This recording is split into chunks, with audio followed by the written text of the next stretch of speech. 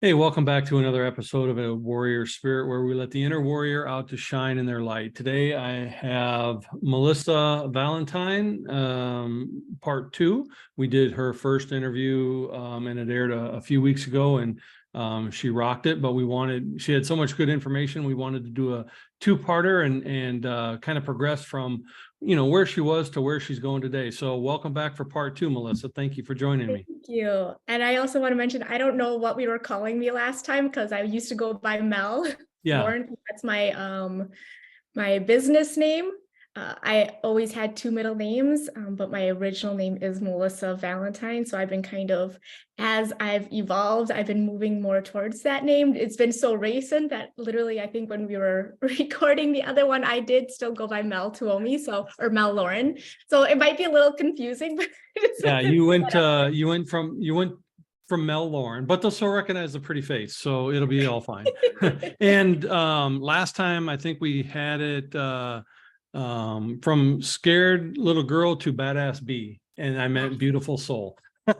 So you're still rocking it, and I love that you're back. Last time we kind of talked about your past and kind of the trauma that you overcame and how you're empowering women.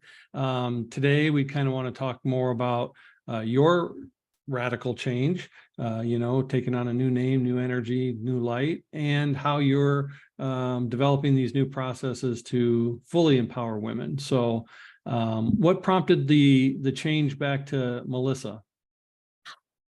That is okay. I got chills. That was like, I feel like that's exactly what we need to talk about because I feel like this is kind of an expression of, okay, I am safe enough to be who I always was. And that I had this, I've got all these chills now. I had this shield for so long. And I'm even talking with some of my clients now as we grow, we're coming into this new version of ourselves, which is actually our original version. And so I believe ever since I was little, I took on this name that was more masculine, right? It was Mel. It could be a man. I always would make like tease and be like just like Mel Gibson, right? But looking back on it, I was actually using that as a way to be like, I am strong. Here is my shield. I am masculine. I am tough. I am not feminine. I am not Melissa. I can't be Melissa Valentine. That sounds so dainty and delicate and vulnerable. I'm going to go by Mel. And I have a real story behind it. Like I didn't make that up. It was, a nickname that my mom used to call me and my aunt Melanie. She would call us Big and Little Mel, but I really embraced it as like a shield, like a armor that people couldn't see who I really was. And so I went by Mel and my other middle name, Lauren. But on my birth certificate, it's Melissa Valentine. And so as I began to clear the trauma and start to love that little girl again and stand up for her, I realized that the vulnerability of being able to be who I was born as, because who I was born as was really me, and the rest was just social conditioning or protective barriers, parts conflicts, all of these things I used as an armor so that I could be okay. And, that's it. I wanted to be okay. And so over the last year, it's been that Mel Lauren, I was feeling this pull to go back to something softer and something more vulnerable, and realizing, and like I said, talking with my clients, they have a lot of my clients have this exact same thing. They might not change their name, but they have this, when it comes to trauma, they have to put on the shield, and whether it might be they take on a more masculine energy in their life. They're doers. I'm going to take care of myself. No one is going to hurt me anymore. I can do this all by myself. Do, and causing a lot of stress and all of these other negative things that can come about when you really begin to heal. And again, men and women both have masculine, feminine energy. It's not male or female. It's the energy. It's the feminine energy of just being, right?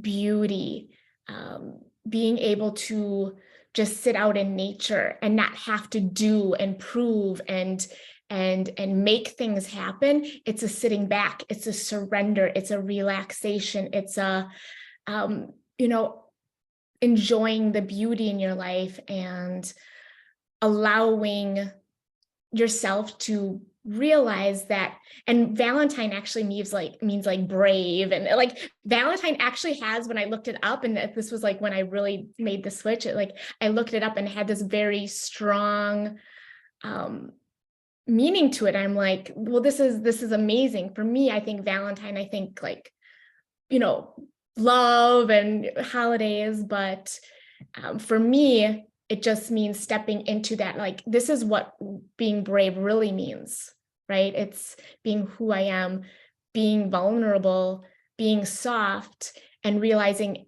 that's actually the bravest thing that I can do and a lot of my clients can do. Well, standing before people in our full authenticity is the most vulnerable, brave thing that we can do. I'm curious, how did it, I know you don't talk about your personal stuff too much, but how did it change your dynamic with your son? Because an alpha mom and now a more embracing mom, that had to change a little. I think it's been different. So when he was younger, I believe I was the mom that I was always supposed to be. I was very soft with him. My son is, I'm sure everyone thinks this about their children, but they're like a blessing from God.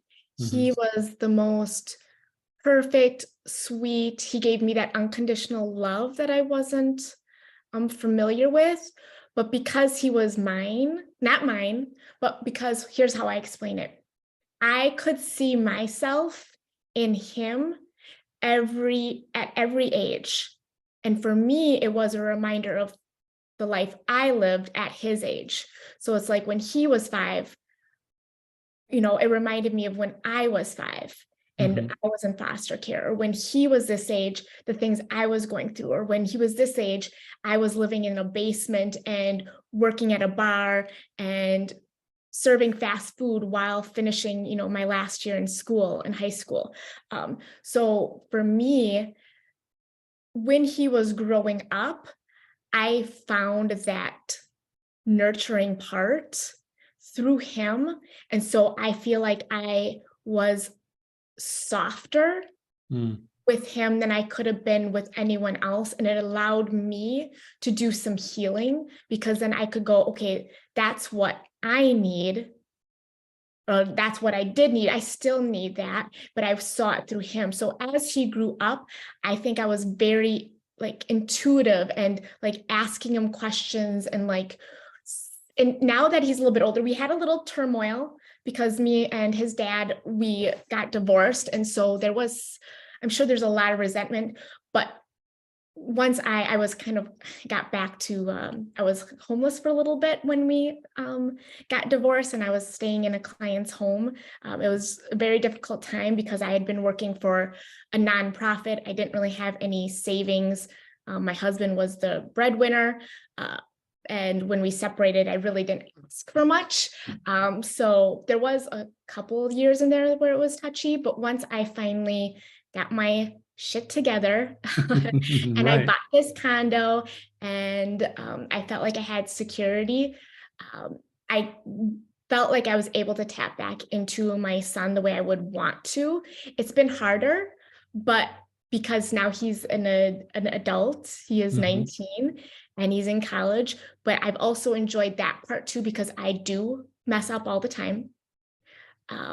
But I'm getting to a point where, because I can see the little girl in me, I can forgive myself enough that I can come to him and go, I messed up, not have that ego and be like, oh, I'm trying my best, but I can literally go, I really messed up and I want to talk about it. And so we have more adult conversations because he's like this full grown other person who's no longer my baby. Right. No, and that's perfect, because too often, we keep our ego in there and we don't admit to our children that we make mistakes. And I think that helps their growth too, because if they can see us as a human who errs but admits it, then they can admit theirs as well and kind of grow, a lot faster.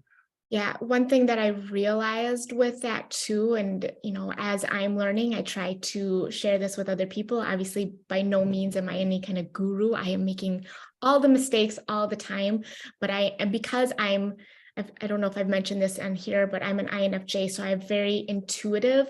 I have intuitive, like everything I do is in my brain. So I'm, always processing and putting things together, and I am able to see when I've made mistakes and be able to bring them to him, usually in the right amount of time, because I realized sometimes when we're raising younger little ones, we can hide things from them and we think we're protecting them.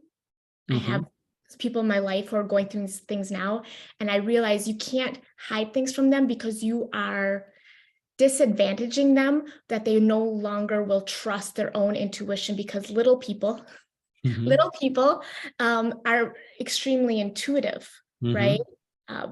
Adults, not all adults are intuitive. Some of them are more intuitive than others, but if they're intuitive, they sense our energy. And if your energy is off and you're telling them you're okay, they're no longer going to judge their own intuition and their own ability to sense things. So that's another thing that I'm really became more aware of in myself, because I'm so intuitive. I can walk in and I don't know you, but I know when you're lying. I can walk into a room, like anyone, and obviously my son and people that are closest to me, it's easier, but I can read them before words come out of their mouth. I know they're going to fib. And I tell them, don't say anything. I know you're going to fib. I know, I just know, but I can do that with most people pretty instantly. So children, I think, have that ability too. It's funny because I'm married to an empathic, intuitive woman, and it's the first time I've been with such an energy-centered spirit. And it's frustrating for me because I come out of my office, I'm like, crap, she's already going to know, so like can't get away with anything, because as soon as I open the door, she knows that either something's wrong or, something's happened or, so it's like, I just might as well just be honest, because she's gonna know anyway. So, well, and I think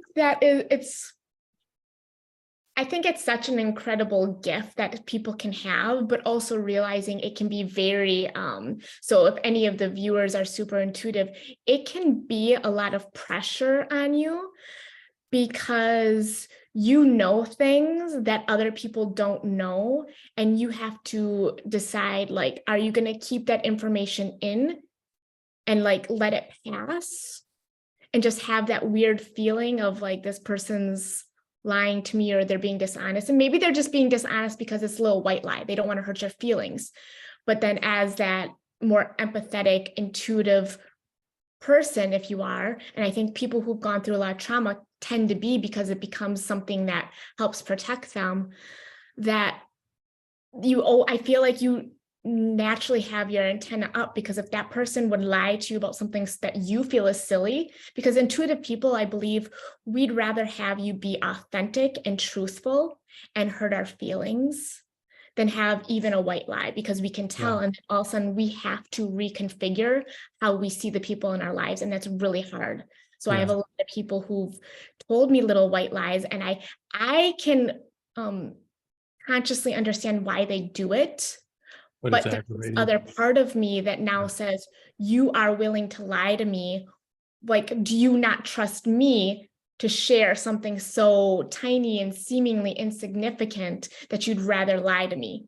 And so as an intuitive person, maybe someone who's gone through trauma, realizing that that's a very real thing, and you might feel like everyone's against you or everyone's got this, but it's just some people are more intuitive and feel that thing. And so all of a sudden now you have this extra sensory, sixth sense, and other people in their lives are just trying to do their best, but we're okay, you're a liar and you're a liar and you're deceiving me. And and lies are, for my wife, lies are like you said, the most annoying. It's like a pebble in a shoe that just irritates you know, because of what you said.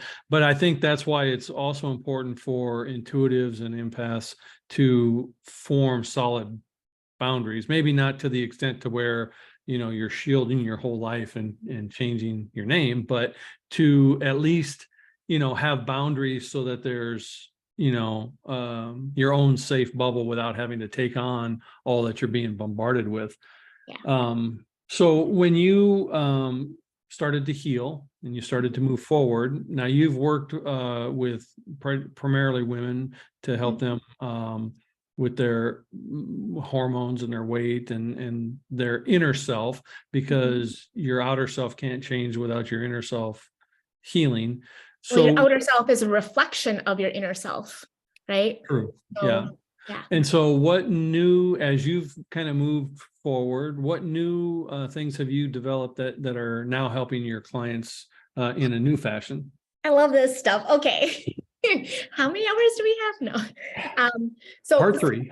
a couple of things that I find the most exciting. Again, if anyone's interested, I do have a book. Like I said, by the time this comes out, I'm hoping to have the next copy written, because I want to add in a little more of the hormonal stuff, because of the connections I've been making.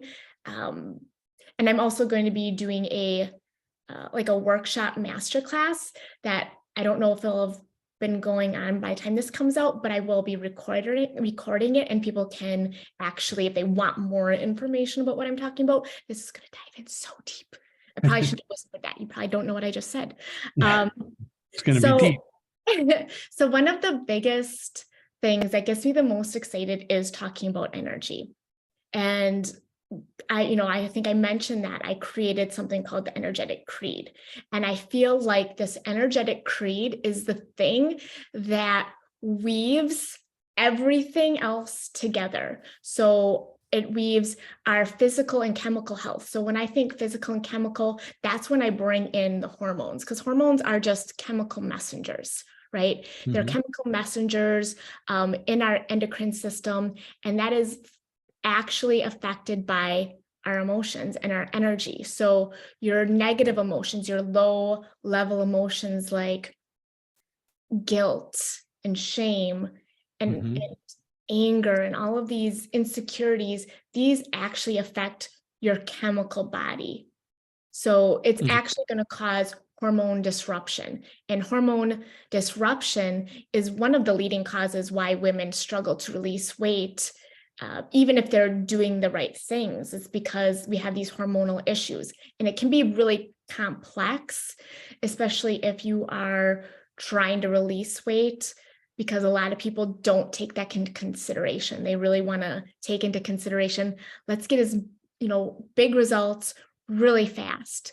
But what that does to women is it causes more hormonal disruption, and more hormonal disruption is going to cause more emotional and energetic disruption, right? And so as our energy goes down, we actually hang out in these lower level energies more.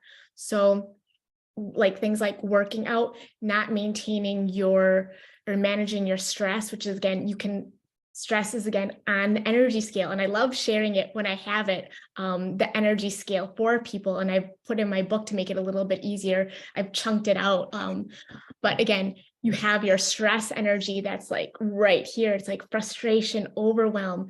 And it's still a low level energy, but it's like so close to being content. It's so close to courage. It's so close. It's like almost this, like you feel like you have energy, but it's like a nervous, unfocused, like you start to become overwhelmed. And when you become overwhelmed, that's when you start to go into like anger and cravings. And then, oh my gosh, cravings. Well, there you go. You're eating, you're trying to keep your energy up. You're trying to distract yourself from the overwhelm.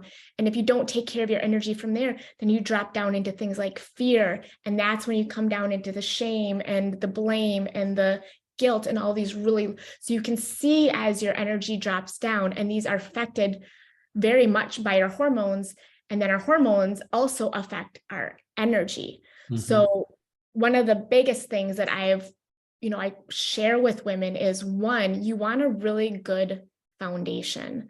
And again, I talk about weight because weight is one of those number one symptoms that shows up for women when there's things that are out of alignment in their life. And that out of alignment is heart, it's energy, it's mind. I have a friend who does energy. Well, I have lots of friends that do energy work, but one, she says, you know, it causes issues in our tissues because our body holds on to our trauma, our body holds on to our stress, our body holds on to all those negative low vibrations that you're talking about, which then also impact your ability to lose weight. And once you heal that and release that from your actual DNA, now you can actually not only drop the weight, but keep it off, because you can yo-yo up and down, but keeping it off that's why I loved your book when I read it, because like I said before, you don't talk about diet. You talk more about lifestyle. You talk about controlling the inner work and getting rid of that low vibration so that you can live the better self. And I don't think enough people understand that there's a huge connection. And it's so exciting. Like, why is that? I always forget, like, there's different, personalities. And like, why don't people geek out about this like me? It's because I'm a weirdo, but I feel like a lot of people watching your podcast or listening to it are weirdos too, in the most loving way. Yes. Like, my favorite type of people are these kind of weirdos who are just like, I want to learn more. I want to see what else is going on.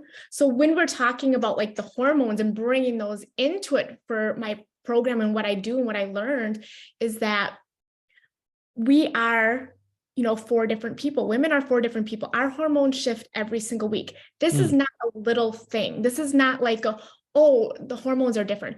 This changes who we are. It changes our personality. It changes who we are personality-wise. It changes who we are chemically. It changes, whether we're going to want to go out with our girlfriends or if we are going to be like hermiting and having strong boundaries. It's going to affect what you're going to want to focus on each week. So like when we're talking about energy, I have it lined up perfectly. Like, okay, during this part of your cycle, this is a really great time to, make some evaluations and release some of that deep stuff. Like you were saying, like it's in our bodies, it's in our DNA. So there's a difference between the emotions that are stored in the body, because they're like the unresolved negative stuff. It's the year after year, it's the pearls. It's like it's like a pearl. It's a gestalt of emotions. And you're just stringing the pearls. And every time something happens, you're just stringing the pearls if you're not learning how to process it. So if you're 41, you have 41 years of unresolved negative emotions starting from the time you were born or before, because there is scientific proof that we hold that trauma from generations. It's a generational thing. It's in our DNA. The junk DNA is not junk. It's actually storing all of like humanity's like guilt and blame and shame. And like they talk, about like Catholic guilt or this, like that is real stuff. It's stored in your DNA. So if you haven't actually gone into, and the processes I've learned is we go in, and this is the second in the energetic creed. So creed is an acronym, and C stands for consistency. So consistency just means where on this level, and again, if you get my book, I go through all the levels so you can kind of see, okay, where are my emotions? What kind of behaviors? How do I like think? And you can kind of determine where you are. So you want to figure out where you are. And then from there, you can determine what are the energetic things that you need to release.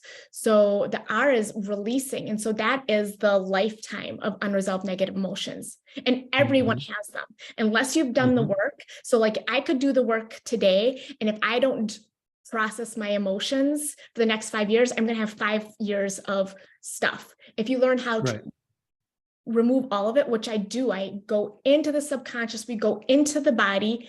And it has to be a conscious and a subconscious like agreement to do it. You go into the body, you find that first event, and you actually learn the lessons because your soul knows the lessons you need to learn, but you need to do it on a conscious, subconscious body level. And yeah, you can definitely just go in and you can release them that way. And then, so after you release all that, then the next thing you want to do is you want to handle the emotions in the moment, right? So you don't want to continue to just store those emotions. So this is in the creed. Now we're at E. Because, I have to make it an acronym because you just have to. So it's intellectual property. So I've made it a cool acronym. I think it's cool. So E is for emotions in general. The other stuff I talk about, energy, this is the emotions. So now you learn how to process your emotions, right? So when the emotions come to you in the moment, you're not a zombie because you released all the old stuff. Things are going to come to you, and these are messengers. Your emotions are messengers, just like hormones.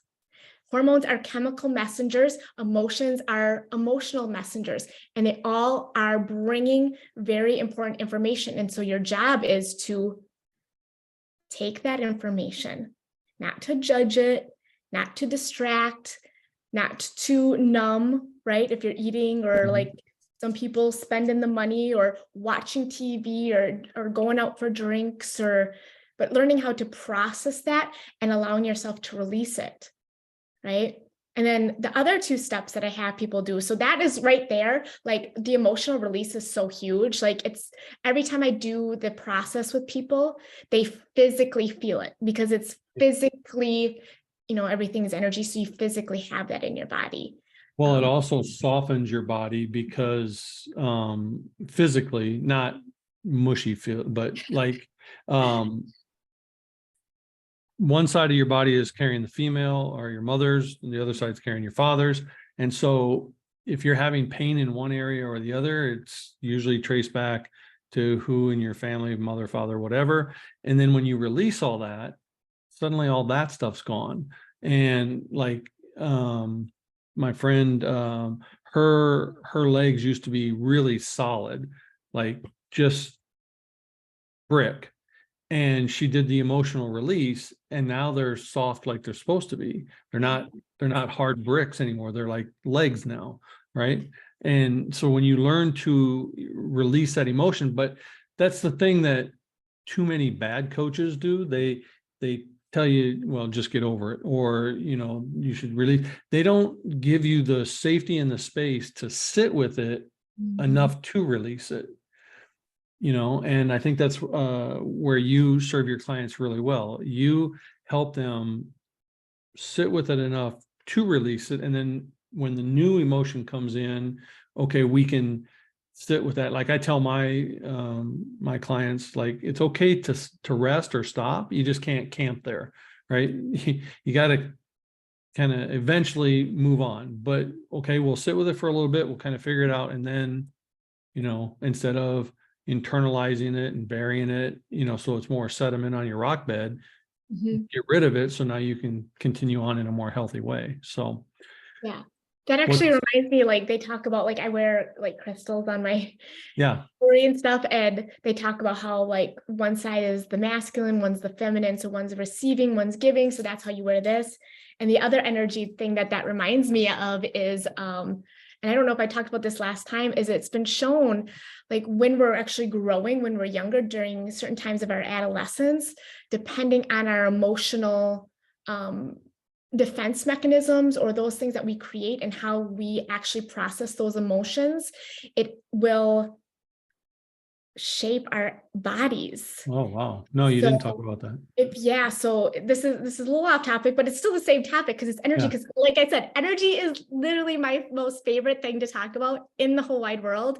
And there's a book called, I think it's like the 5 patterns or some kind of, I'll have to think about it. Maybe I could share it later, but it talks about how people's bodies are going to take on the energy that they used when they were younger as a defense or whatever. So if you were someone who had some kind of trauma or something happen during like 7 to 14, you might get stuck in a more angry type reaction.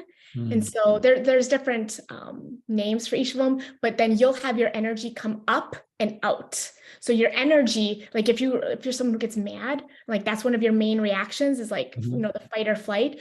You are more likely to have broad shoulders and narrower hips and body, and your upper body is going to be more strong. Your lower body is going to be a little bit weaker.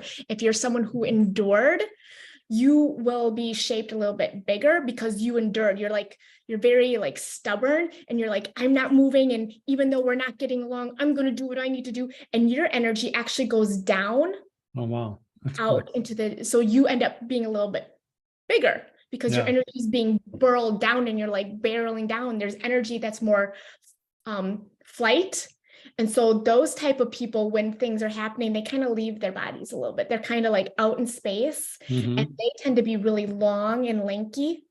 And then there's another type that's more rigid. And so everything's really confined, and they tend to be actually like, I could see this, I was a personal trainer for like 20 some years, and I can literally go and like to each client, I can tell like energetically by the way they look, where their emotional disruptions happened and what kind of patterns they might have and what kind of like parts conflicts they would have. So parts conflicts is like you have protective parts or value conflicts.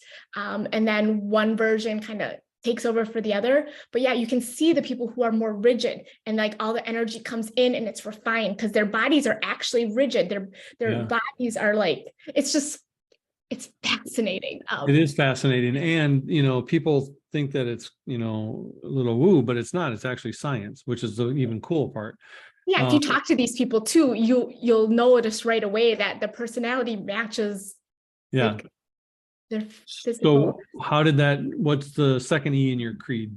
So the second E is elevate. So once you know where you've been consistently, and that can change depending on different parts of your life too. So that's just kind of, you can be very high energy in work and very low energy in other areas of your life.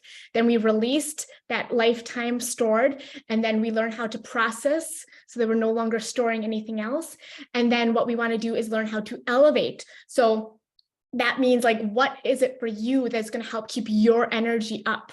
Right? Because we can still have like pockets of low level energy. That's not bad. But as you elevate up the scale of energy, your pockets of low level energy won't get as low because it won't be within your reach. And if you do go into a low level, like sadness or anger, like you could be there for minutes. But if you're someone who has very low energy, you could be there for days, weeks, years, decades, your whole entire life, depending on where you are energetically. So our goal is, once we, handle that, is how do we now elevate? And in my program, I actually go, well, where are you now? And these are the things that you can do to elevate. And it can be as simple as going outside. That's a great way. Go outside, ground, put your feet on the ground. That will help elevate your energy.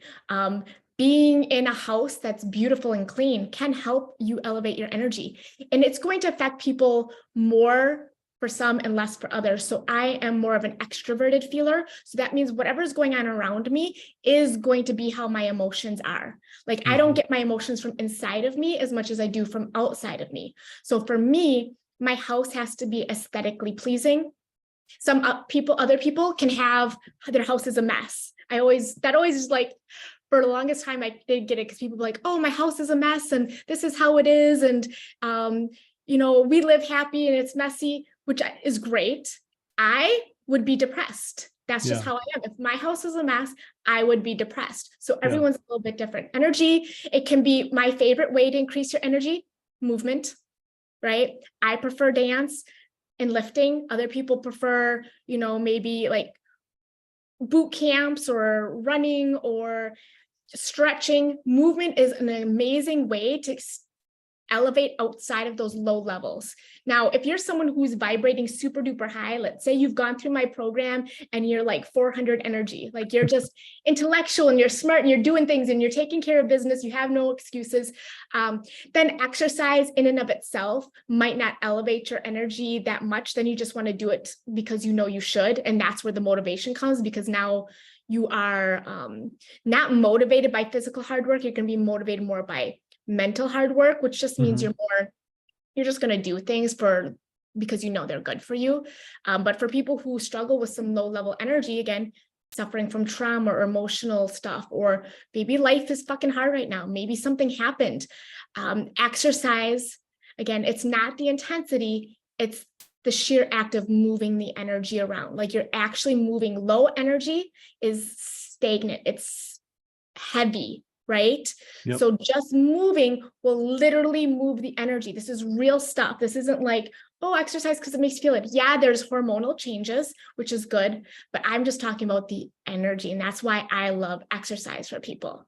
Well, even as simple as just walking, my dad was heavier when he was older before he passed. And when he wanted to try to lose some weight, because of his injuries and where he was, he couldn't do exercise per se. So he just walked around our city park, which was maybe a quarter of a mile.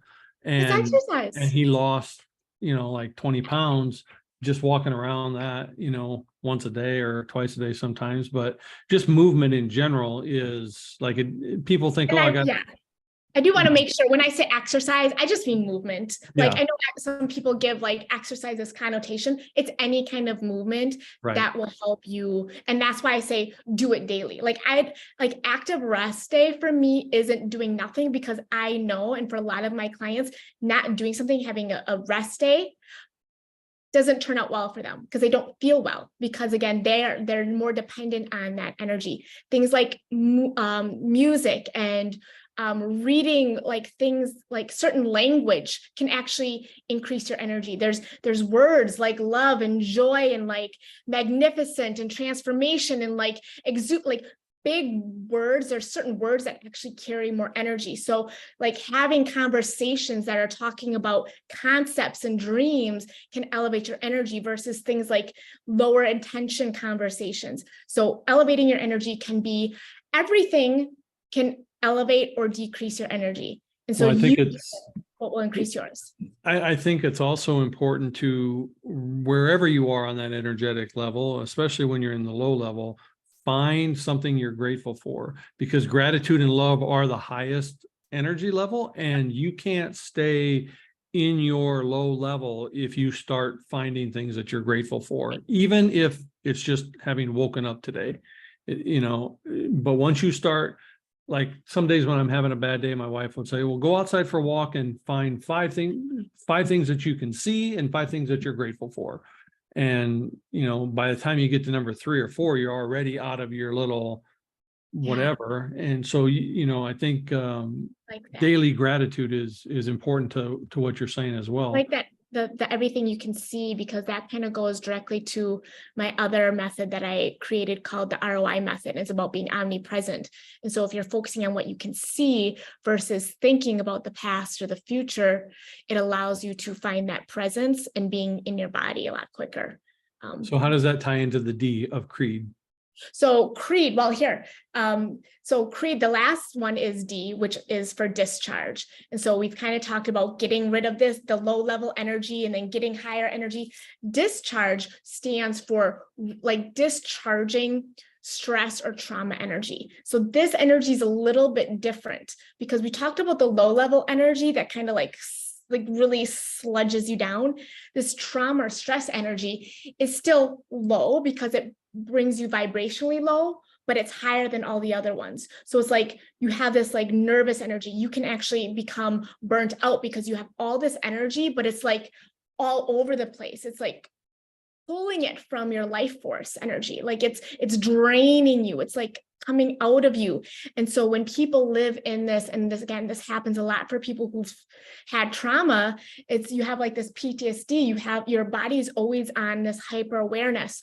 And so your nervous system and your responses and your hyper vigilance, or like if you're intuitive and like everyone, like again, you're reading people, you're going to have this energy and it's going to be pulled from you. And this is when we get burnout. This is when we really, again, this goes back to hormones too, for women specifically, is because we're so affected. Stress is the number one killer in women. Stress is the number one reason why our hormones get disrupted. So then you are going to hold on to extra weight. You're going to increase your risk of getting things like cancer, because again, that stress is a chemical in your body too. And that cortisol affects your progesterone, and your progesterone balances out your estrogens. And so if you have so much cortisol running through, again, women like me who are dealing with this stuff, that's just how our body responds to protect us. But again, it's thrashing our hormones. And Mhm. so you're putting yourself at risk for weight gain and burnout and fatigue and cancer and a plethora of other diseases. So D is discharge. So we want to then learn how to, when we have that in-between energy, like we have energy, but it's like all over the place. So we need to learn how to discharge it. And I have, in the program, I show you how to do each of these. So you're very clear on what do I need to do to raise my energy? Because you raise your energy, you're going to change your life. And Yep. so learning how to discharge, and we talked about the one that I really enjoy, that's really easy right now for me, is going out and grounding. Like Yes. obviously there's all kinds of things we can do to get rid of that stress. I find it's important to make sure that it's not just in your mind. You were talking about, like I was referring to the ROI method and like seeing things and like Mhm. becoming more present. That's one way you can start to become more present. But I do like the idea of being in your body. So grounding and being in your body and being able to not just think of stress as in your mind, but realizing a lot of stress starts in the body and then Mhm. goes into the mind. So a lot of Yep. times we'll wake up feeling stressed and not having thoughts to go along with it. And then we create the thoughts to go along with the stress because we're creating a story. And that kind of leads me to the ROI method. But And when you, a lot of us carry our stress in a specific part of the body. For my wife, it was her back, and for me, it's my neck and my shoulders. And when you release that, after decades of carrying it, you're like, wow, this is what like normal feels like, right? Because you don't realize that you're literally carrying it in your body, and you actually just, you're like, wow, that's interesting that I don't have that anymore, right? And I Um, think it, that just reminds me of like going back to like the feminine energy. And like this type of energy is a very masculine, protective, hyper vigilant. And so for a lot of women who are in this state, they lose touch with that being, that surrendering, because they're not feeling safe enough. And so if you can get to a place where you can finally discharge it, that feeling, I think, is the feeling of being in your body again, because feminine energy is all about embodiment. It's all about being in your body, mhm. feeling your body, feeling safe in your body, where masculine energy is more intellect and in your mind. And so if you're stressed out, you're in your mind, you're masculine, I'm doing, I must do. And then what am I going to do tomorrow? And how am I going to stay protecting? Well, I'm always thinking about what I need to do next and where's the dangers. And so being able to get out of your mind and into your body and accepting that feminine energy, you got to really go through the process. So as you've embraced your healing and more of your feminine energy, what's the one thing that you've noticed the most about yourself, not your business, not your clients, but Melissa? What's the one thing you've noticed different about you? I am, you're giving me the chills again. I get very strong chills when something's like really poignant and I know I should like really pay attention. Like there's a lot of truth there. Um,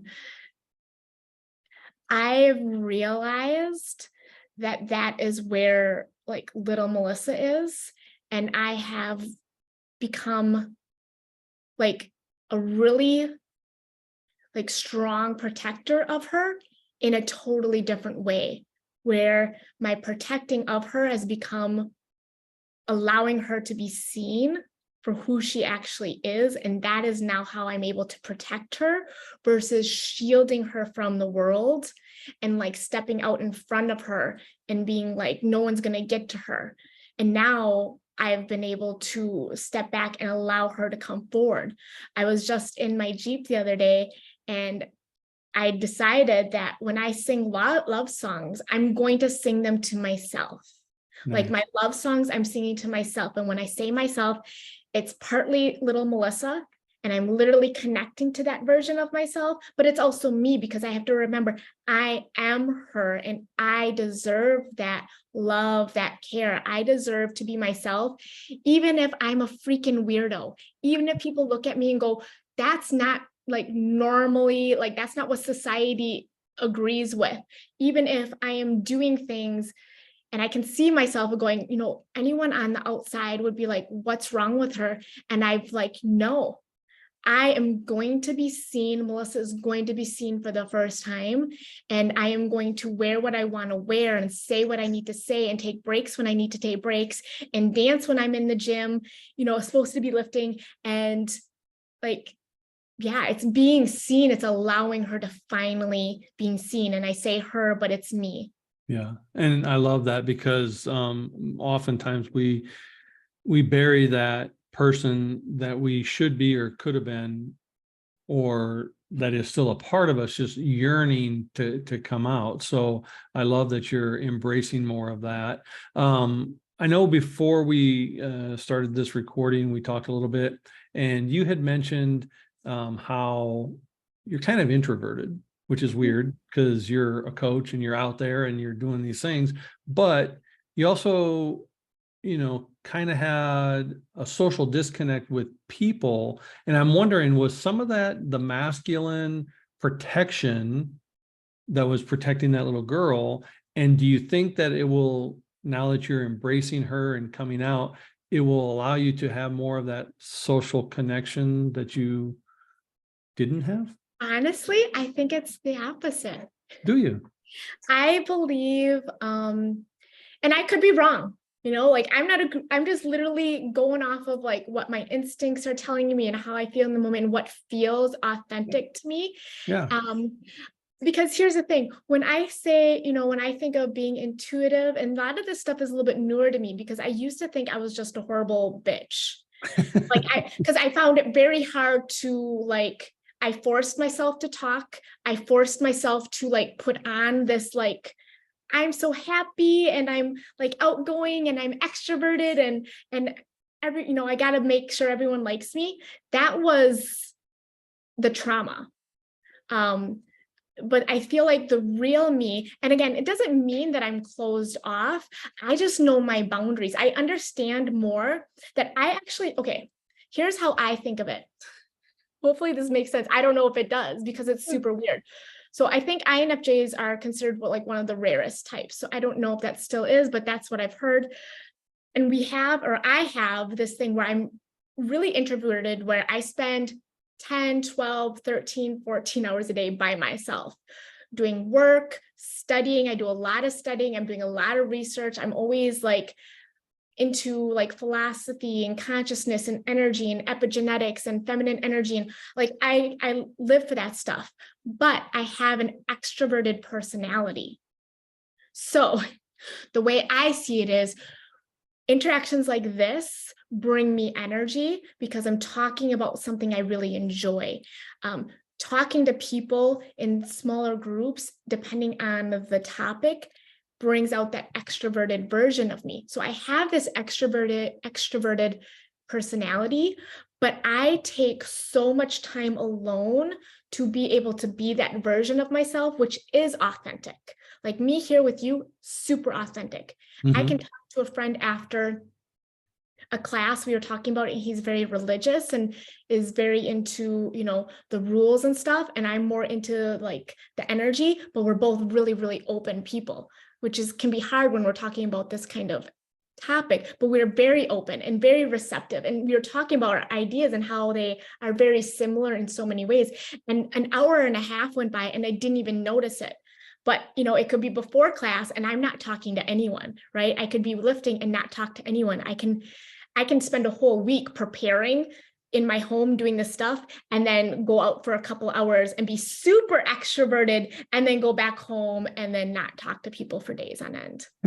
Well, that's an interesting self-preservation because you're protecting your energy and what's important to you. And you're also then releasing that energy, as you said, displacing. I do love being around a lot of people. Like I actually get energized being around energetic places. I just don't always want to have those one-on-one conversations because it depends on what the conversation is. Well, I think, and this is just my pop psychology, whatever. I think it's hard because I find you very intellectual and I find you very motivating and energized. And to me, it's harder for people like that to come down and just have small talk. Like, first off, it bores the crap out of us. Um, and secondly, then we have to try to force ourselves to engage in that kind of conversation. So that makes it even harder, which brings our energy down. So we tend not to engage in a lot of those activities. But like today, we've talked for almost an hour and it's been super high, super on, because you're enthralled and you're smart about what you're talking about. And it's something that's important to you. So therefore, now you're like, if we didn't talk about what we're talking about right now, I bet you there's no one who looks at this and says, oh, well, Melissa must be such the hermit. No. Right, right. And that's the thing too, is like, I always preface that, like, I have this excitement, this passion, and I love helping people. So the other thing that pulls it out of me, if I'm talking to someone and I think they can get anything out, like if I feel intuitively I can help them, because I can usually tell, I can give so much and it doesn't deplete me. It actually energizes me. I have clients who, when I'm helping them, I am energized because that there's like this mutual exchange and our energies combined and they multiply. Now, if I'm talking to someone who I don't feel reciprocates it, who's either taking advantage of it, they don't see it as valuable. If I give my energy to them and there's no thank you, or they just there's no response at all, I am so drained. I can actually fall into like more of a depressive energy, and it can be like the same type of situation. It just depends on, do I feel like I'm helping, and is that person getting something out of it? And I could literally go on forever because I'm a generator. I don't know if you know anything about human design. I actually have a lot of energy. It's just, if it's not funneled, if it's not reciprocated, if it's not explosive, I can be drained like very, very quickly then. Well, I think you've given a lot to the two interviews that we've done, and this one for sure. Other than adding a chapter to your book and doing your new creed, what is next for this carnation of Melissa Ballantyne? So that's exactly what I've been working on, is figuring out what's next. And I've kind of come to a conclusion. So I have two main offers that I do in my world. And again, these have taken me 20 some years to create and percolate and connect dots and make them very easy and digestible. So I have one version where it's just the group program, right, that I help people with, and I have an accountability coach. I haven't launched it in like a year or so. I've just been kind of behind the scenes doing my own work, studying some new things. So I'm going to have that for people. But my bigger thing is I'm working on a premium high touch, because for my soul to be fulfilled in this life, I desire deeply to have like someone that I help so much. Like, that's what I want. I want high touch, high intimacy, that I can be in a room with someone, do everything with them, and literally have them leave 3 days later totally transformed. So I'm creating this high premium experience, rapid transformational experience, which I couldn't do before, because of like, to spend that much time with one person takes a lot. So for me, I'm going to go out and fly to the person, create a total experience where we spend 3 days and we do all of my processes. We do all of the blood work that they need for their actual hormones. We do all of the creed, the rewiring, the mind stuff, where we go in and actually go into their subconscious and release any limiting beliefs, install any empowering beliefs, find all of those parts conflicts, all of those, like, people who might struggle with weight. A lot of times there's a parts conflict, like 2 parts, like I want to lose weight, but I also want to do this. We go in and I release and clear all of it out, and then spend, the next couple months with them, just refining and anything else that pops up, clearing it out, and just a really high touch experience that I can just like change people's lives. And so that's going to be something that I'm going to offer it to like 10 people for like 10,000. So I won't be able to fly to them with that much money because that's not actually that much, but they'll get like the 3-day experience and they'll get the coaching, but it'll transform their lives for the rest of their lives. And then ideally it'll be like a $50,000 program where we'll actually go like a retreat type setting and just do all of the magic all at once. And so for the people who are looking for like you can get a pretty good you can get the same kind of transformation in the group experience, but again, it's going to be a group experience. You have to be someone who's willing to do the work, who has the insight to, you know, be able to do the things that I'm asking for.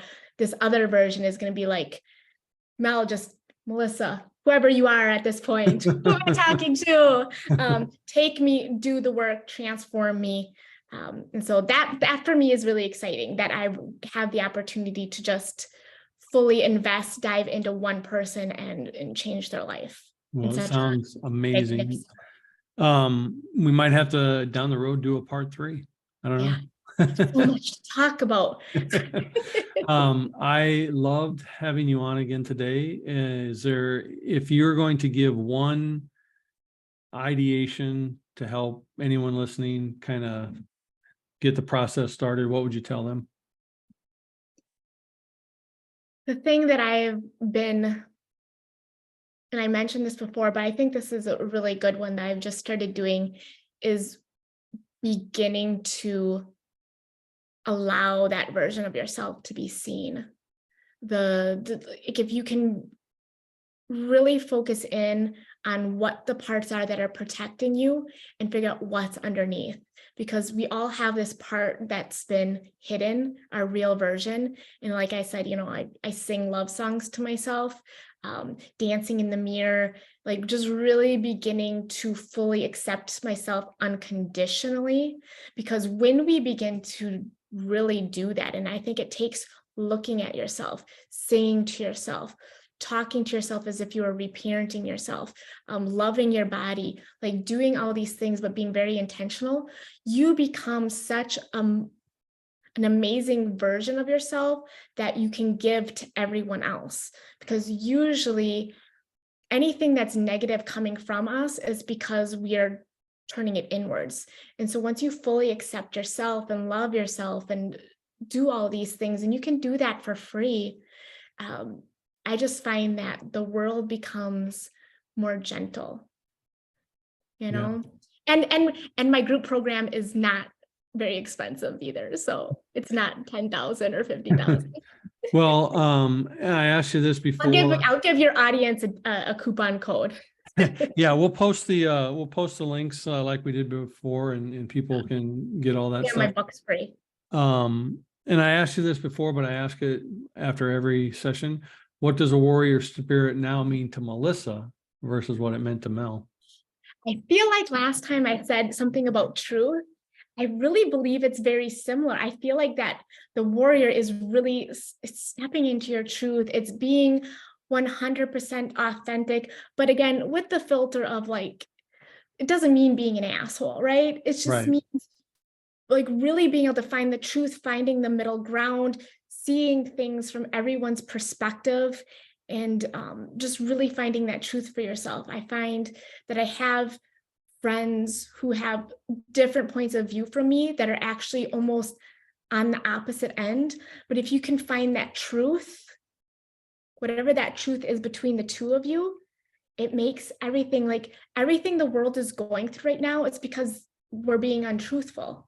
And if we can come back to the truth, then we find that middle ground. We find that part where we all reconnect and like, we're all human, we're all love. Like if we can just come back to that, the warrior is not like the warrior. The warrior is that softness and you know, like that strength of, was it Tai Chi or whatever, where you have the ability, but you're so confident in your ability that you don't need to call on it. Right. I love that. And it's been another absolute pleasure. I look forward to part 3 down the road sometime when you've progressed on. And I just appreciate you joining me today. And I hope you have as Melissa Valentine, I hope you have a blessed future. Thank you so much. I appreciate your time so much. I do. Thank you. Bye.